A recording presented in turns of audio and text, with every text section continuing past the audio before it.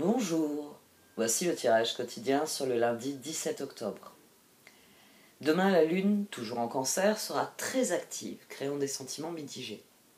Elle sera sextile avec Uranus en Taureau, puis carrée à Vénus en Balance.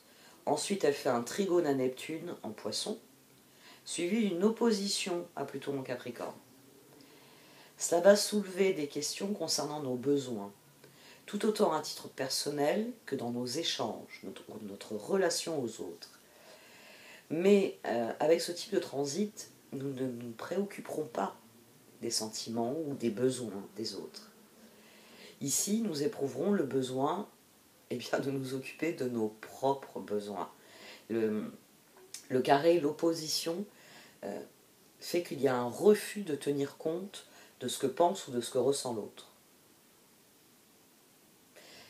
Mais un carré, une opposition, sont des défis à relever.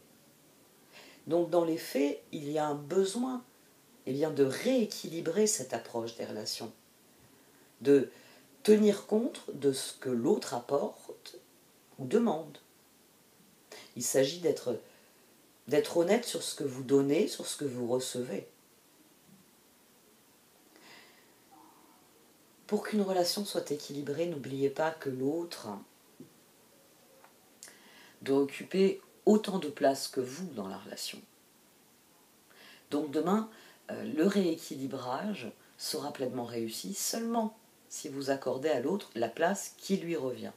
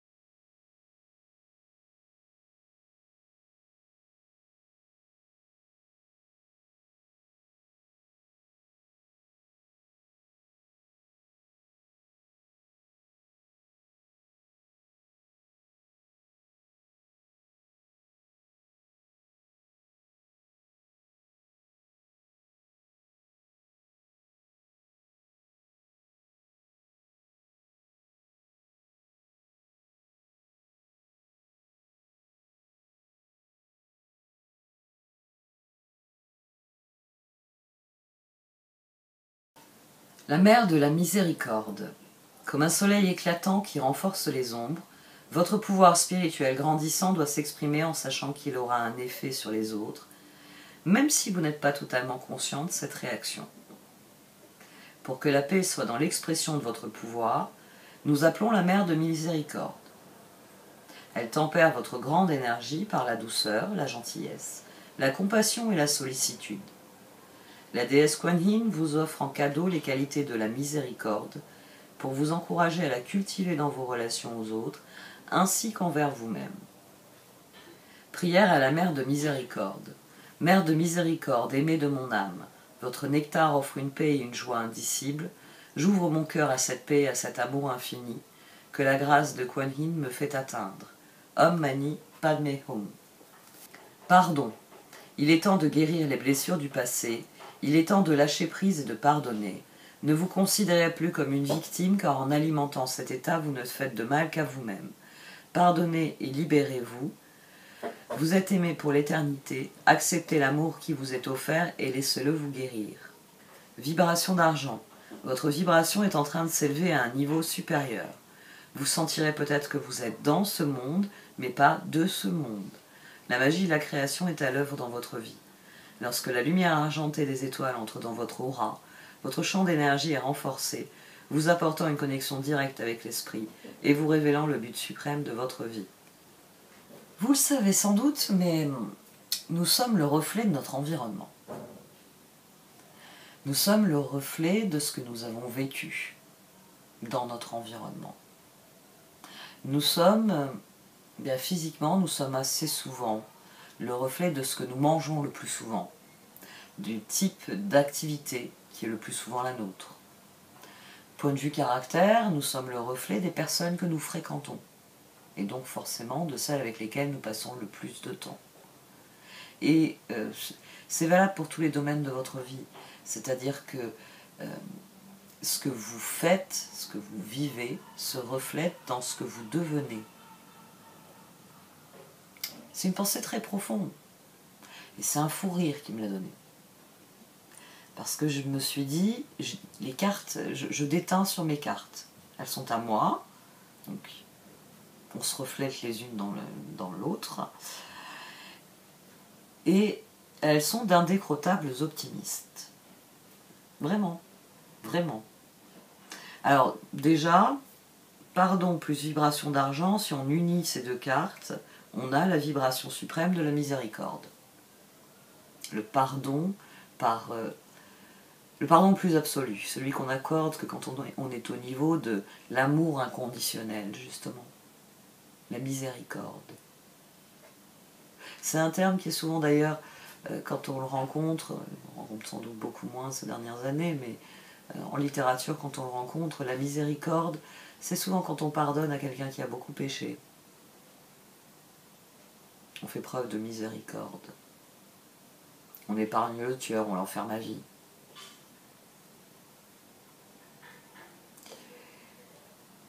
Déjà, ces vibrations, je m'étais dit, tiens, ça va être une journée de grand pardon, pourquoi pas. Mais c'est la succession. Là, je les ai gardées, alors peut-être que vous ne l'avez pas vu à l'accélération, mais parce que je brassais, roi d'épée qui tombe. Je me suis dit, bon, ben continue, t'as fait que 2 passes, t'as pas fini. Donc je continue à psalmodier, et puis il y a une deuxième carte qui tombe. Je me dis, tiens, celle à l'envers, je ne sais pas ce que c'est, je continue. Troisième carte. J'ai dit, bon, ben j'ai mes 3 cartes, mais l'huile de bâton, ça mène toujours quelque part. Que ce soit une action rapide ou que ce soit une communication, ça mène toujours quelque part. Donc j'ai demandé et j'ai eu la roue. Ici, on a un changement. Ce page de coupe là, qui vient s'intercaler entre le roi d'épée et le 8 de bâton, c'est le changement idéal. C'est celui qui... Alors, avec le roi d'épée, il y a l'idée que c'est le changement qui était nécessaire, le changement qui devait y avoir lieu. Et avec le page de coupe, c'est la solution idéale. C'est-à-dire que vraiment, ça s'aligne au meilleur de ce que l'on pouvait espérer. 8 de bâton, roue. Alors oui, ça crée un message, une action rapide, quelque chose qui fait évoluer rapidement la situation. Mais ça crée aussi une énergie qui ressort ici, le 18 de la Lune. Et on a la force au dos ici. On a aussi un certain nombre de personnages, donc il y a une prise de pouvoir, il y a une décision. Et ça tombe bien, les cartes nous parlent encore de décision. Le soleil 19, on l'a après avoir affronté la lune. Mais on commence avec le soleil, génial. Le soleil, le 9 d'épée, ah oui, c'est pour ça qu'on a commencé avec le soleil. Elles sont optimistes, mais elles restent chiantes. Donc, le soleil, le 9 d'épée et la décision. La carte du diable de Dorine Virtue. La décision qui est beaucoup sortie ces derniers mois. Nos peurs nous ont empêchés de nous délivrer, de prendre la décision. Mais ici, alors c'est soit vous avez pris une décision. Le pardon, la miséricorde, les vibrations d'argent, ça peut être ça. C'est dans les parcours individuels, quand on travaille sur nos blessures antérieures, sur nos manques, sur nos difficultés, il y a toujours un stade de pardon. Il y a toujours un stade où il faut se pardonner à soi. C'est le pardon qui est le plus important. Parce que tant qu'on ne l'a pas fait avec soi, on ne le fait pas vraiment avec les autres. On n'est pas allé au fond des choses. Donc ça reste superficiel. Mais voilà, le pardon à soi, il doit s'assortir aussi d'un pardon aux autres. Ici, donc, ça peut être la décision, parce que j'en ai marre que mes peurs, que mes rancunes, que mes rancœurs, que mes regrets, vous avez vu comme ils sont râpeux ces mots, j'en ai marre qui m'empêche d'être heureux. Et ça va changer. Là, de toute façon, chevalier de coupe et chevalier d'épée qui m'encadre un as d'épée, ça va changer, ça va swinguer, ça va changer. Il faut que ça swing. C'est comme ça. C'est évident. C'est évident parce que à partir du moment où on se libère, que la décision est prise, on prend les rênes du chariot en main, avec beaucoup de joie, avec de bonnes perspectives. D'ailleurs, c'était 3, 10 et 4, 14. J'ai à nouveau la roue et j'ai tempérance. J'ai, si on me décompose, roue et empereur. Une décision qui est prise. Et c'est une bonne décision. 4 et 3, 7 d'ailleurs. Donc définitivement, chariot, roue, j'avance. Même si c'est pour me jeter dans l'inconnu. Ça, c'est une des choses qu'on admet. Ici, le roi d'épée, il se juxtapose à la reine d'épée. Il y a une part d'inconnu qui est admise. On a un 2 de bâton, la lune, et le roi d'épée. 2 de pentacle. Il va falloir s'ajuster aux circonstances. Si vous avez fait le travail de guérison et de pardon qui est sous-entendu ici, que vous êtes prêt à progresser, à avancer, vous allez vous adapter à ce qui vient. Parce que la résilience, c'est un mécanisme. Je pense que, à force de vous parler de processus, vous avez compris que, voilà, à force de parler de processus et de mécanisme, vous avez compris. C'est quelque chose de complexe, c'est quelque chose qui se construit, c'est quelque chose qui prend du temps. C'est pour ça que c'est un processus. Et c'est pour ça qu'il faut appuyer sur la pédale pour que ça s'enclenche. Et ici, il faut y croire. On a la reine d'épée, la reine de bâton et le magicien. On a la force au dos. C'est chevalier de coupe, chevalier d'épée, as d'épée. C'est pour ça qu'on grimpe aux reines. Parce que la décision elle est prise, la solution elle est toute trouvée, on y va, on le fait et puis on réalise. Et au fond de notre cœur, nous savons que 2 de bâton, lune, ça ira peut-être pas tout à fait comme je le voudrais. Parce qu'il y a moi qui quitte le port en me disant je tiens bien le gouvernail, j'ai tendu la voile, je vais atterrir, c'est pas moi, à Marseille. Manque de peau, j'ai atterri à Gênes. Ben oui, j'avais les vents contre moi, j'ai pas su faire. C'est joli, Gênes. Ben oui, c'est joli. Genova. Pour parler italiano, si vous voulez. On va s'y remettre, hein. 2 de pentacle. Il va falloir s'ajuster à la situation. C'est une des choses qui nous fait peur au départ. Hein. C'est une des choses qui nous fait peur au départ. C'est-à-dire que je veux bien accepter que les choses ont changé, mais je veux bien changer aussi. Mais je peux garder ma zone de confort, s'il vous plaît. Là, on sait qu'on n'a plus le choix. J'ai envie de dire, au niveau collectif, bon, j'ai pas besoin de vous faire un dessin, c'est évident. Mais moi, je vais en revenir à ces cartes-là. Il y a quelque chose qui émerge. Et ici, c'est la forme de guérison la plus absolue. Et je ne vois pas de forme de guérison plus absolue que celle-là. Parce que la miséricorde, c'est un pas plus loin que l'amour inconditionnel. C'est que vous êtes capable de pardonner un meurtrier. La miséricorde, c'est ce niveau-là. C'est pas amour inconditionnel, j'aime tout le monde, et je ne mets aucune condition à l'amour que j'ai pour autrui. Ok, ça fonctionne. C'est le moment où quelqu'un assassine un de vos enfants. Est-ce que vous êtes capable de continuer à grimper jusqu'à la miséricorde ou est-ce que vous avez révisé le concept d'amour inconditionnel? La miséricorde, c'est vraiment c'est la guérison la plus absolue. C'est la personne qui a trouvé j'ose à peine imaginer, hein, avec mes enfants et tout, j'ose à peine imaginer l'état de transe, de sagesse, qu'il faut atteindre pour être dans la miséricorde. c'est quelque chose de très très intéressant. Moi, c'est un sujet que j'ai souvent abordé avec les enfants à travers le Seigneur des Anneaux, la miséricorde. Et dernièrement encore avec mon fils. Parce qu'il est comme moi, il retient des parts entières des films, des dialogues, et parfois quand il tombe il est tombé sur un autre truc dans la série télé, il m'a posé la question. Il m'a dit pourquoi c'est si important quand Gandalf il explique que fallait pas que Bilbo tue Gollum. Et je lui dis mais parce que tu as vu le rôle que Gollum prend, la miséricorde, et c'est pour ça que dès le départ il y a cette notion que c'est la miséricorde qui préserve. Et moi c'est pour ça que j'aime les livres, parce que ça m'a donné la possibilité de mettre le processus. C'est un acte de miséricorde, et c'est d'ailleurs c'est dit dans les bouquins, c'est un acte de miséricorde qui a accordé un objet extrêmement maléfique à quelqu'un. Mais quand il a pris possession de cet objet, c'est dans un acte de miséricorde. C'est pour ça que l'objet n'a jamais eu d'emprise sur lui.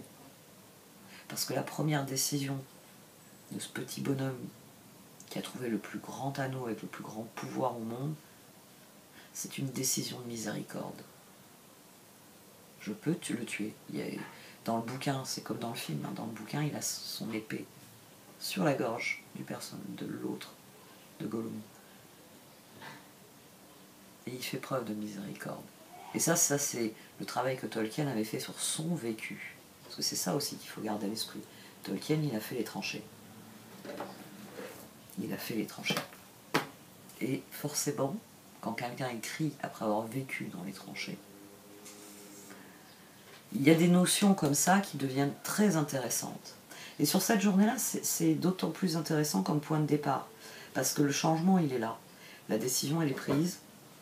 On prend les rênes et on se jette dans l'inconnu, prêt à s'y adapter, prêt, force l'une, à faire ce qu'il faut pour que ça y est, ça progresse. Parce que c'est décidé. Et tout ça part d'un acte de miséricorde. C'est d'autant plus frappant à mes yeux.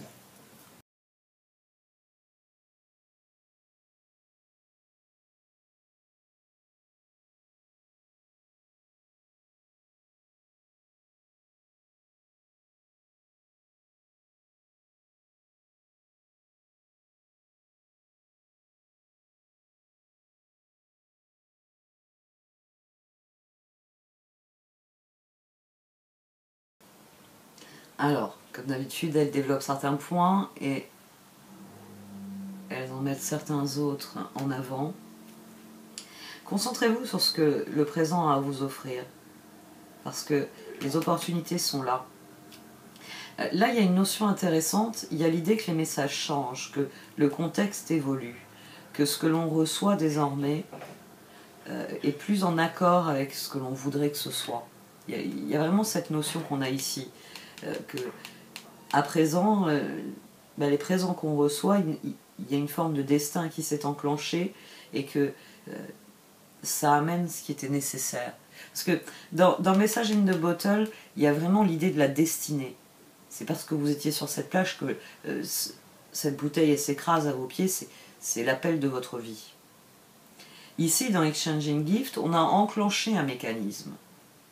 Exchanging Gift, on prend et on donne. C'est pour ça qu'ici, il y a comme un échange entre le chat et le personnage. C'est la vie, on a enclenché l'éternel mécanisme de la vie. Vous donnez, vous recevez, vous donnez, vous recevez dans cette carte. Ici, c'est le coup du destin, mais c'est le coup bénéfique. C'est dans une bouteille pour bien vous dire que c'est une carte au trésor. Vous êtes appelé à trouver le trésor de Rackham le Rouge, et c'est pour ça que vous avez la carte qui arrive à vos pieds. C'est vraiment... ici, ça amplifie encore l'idée du cadeau. Parce que c'est le cadeau qui vous était destiné, celui dont vous aviez besoin pour devenir. Ici, c'est celui qui vous donne de l'élan, qui nourrit votre action. Ici, c'est celui qui vous permet de devenir. Et ça, c'est très intéressant. Parce que il y a déjà des récompenses, et il y a déjà des choses qui sont guéries.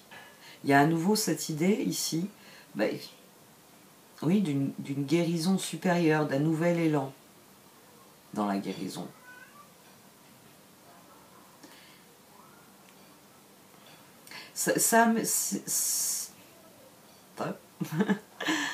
Ça amène sans doute du tri dans les relations. Ça déverrouille des choses dans certaines relations. Vous revoyez vos priorités, vous avez revu vos priorités, maintenant vous les revoyez avec les autres. Et forcément, ça déverrouille des choses dans les relations aussi. Il faut être serein face à ces changements. C'est des bons changements. C'est des changements qui étaient nécessaires. C'était des prises de conscience, des évolutions qui étaient nécessaires. Donc il faut être en paix et regarder le vent. Si j'avais été plus attentive, j'aurais pas atterri à Gênes, peut-être. Ou peut-être qu'à un moment donné, je suis obligée de m'apercevoir que je ne pourrais pas aller à Marseille, il faut que j'aille à Gênes. Les courants m'emmènent vers là-bas. Laissez la vie vous montrer le chemin. Il y a certaines décisions qui relèvent de vous. Et je reviens à mon exemple parce que les vents contraires, il y a un stade où vous ne pouvez plus rien faire. Ce n'était tout simplement pas possible d'aller en direction de Marseille. Et comme je vous l'ai dit, un peu amusant, enfin, de manière amusante, un peu pantomime, c'est joli Vienne, c'est joli Gênes, j'allais dire Genova. C'est joli Gênes. Il y a des aventures à y vivre. Et si la vie, elle vous y envoie, c'est pour que vous y viviez des aventures. C'est comme ça. Ici, il faut faire la part entre ce qui nous appartient de décider, d'entreprendre, et la part de choses qui sont ce qu'elles sont. Et il faut les prendre telles quelles. C'est d'ailleurs, là, c'est pas la miséricorde, mais il y a déjà un peu cette notion de pardon. Parce que dans la notion de pardon, il y a de la compréhension. Il y a de la compréhension que parfois, il y a des choses qui ne sont pas comprises correctement, il y a des choses qui ne sont pas faites correctement, qui ne sont pas ce qu'elles doivent être. C'est souvent ce qu'il faut pardonner.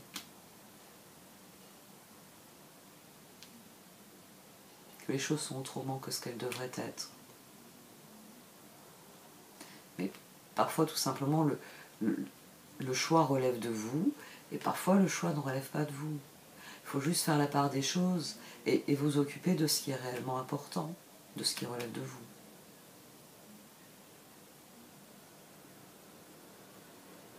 Je vais arrêter avec ce tirage. Il y a des heureux hasards. La lune, la force. Mobilisez vos ressources et soyez bien conscients qu'il ne s'agit pas de se battre contre la lune. Il s'agit de s'adapter. 2 de pentacles. 2 de bâton, 2 de pentacles. Bon, si ça ne marche pas par la gauche, on va essayer par la droite. Il va falloir avoir ce genre de souplesse demain. La lune en cancer. Lune en cancer, c'est miséricorde. Et pas plus compréhensive qu'une lune en cancer. Bon, cette fois j'arrête. Merci de m'avoir écouté. Au revoir.